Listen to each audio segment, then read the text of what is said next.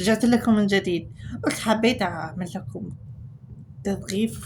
تثقيفية ولمحة يعني عن ال LGBT.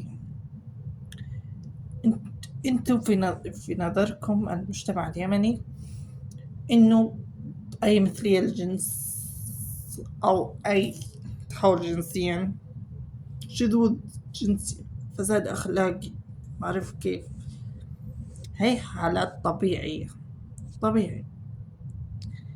التحول الجنسي عبارة يسمى بالمصطلح الطبي ترانس جندر، اضطراب الهوية الجنسية،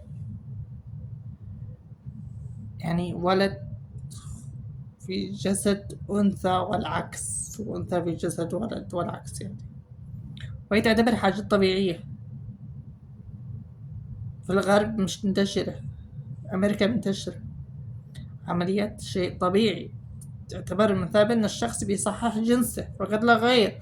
مفيش حاجة جريمة. وكيف يعني إذا واحد عمل عملية تحويل خلاص يعتبره خلاص عار، وصمة عار، جريمة، اقتلوه، اذبحوه، خلاص الله أكبر، خرجوا من دائرة الإسلام. مثلا أمثلين الجنس، أي حرية شخصية، هي حرية شخصية، رجل يتزوج برجل، حرية شخصية. انتوا مالكم ولهم؟ هم لما يتزوجوا الاثنين هم راح يتبادلوا في أنفسهم في الجنس، وأي شخص العب فيه ولا شيء، ولا نقصتوا من حاجة، نزل من قدركم من حاجة، راحت كرامتكم من حاجة، وصمة العار لكم. هما الاثنين في نظركم، في وجهة نظركم انهم وصمة عار، هي وصمة العار لأنفسهم.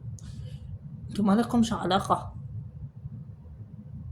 هم حرين يتزوجوا زواج رسمي، حقوق الإنسان، الحرية، حرية مطلقة، نعم للحرية.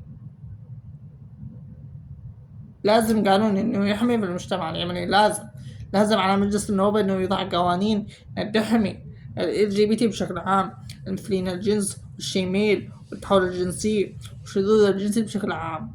لازم انه ينفتح المجتمع اليمني، ينفتح، لازم انه ينفتح المجتمع اليمني، لازم انه ينفتح.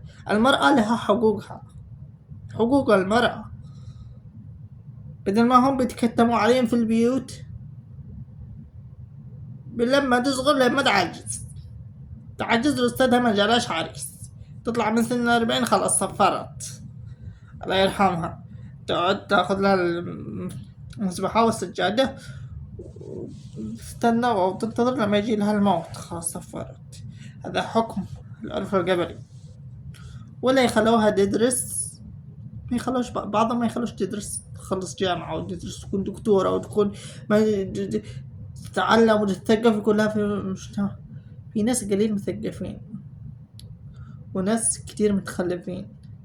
البعض يخليها تدرس مدرسة الابتدائية، إذا في ثانوية في المدرسة يخليها توصل ثانوية، إذا ما فيش ثانوية يلا ما فيش البيض.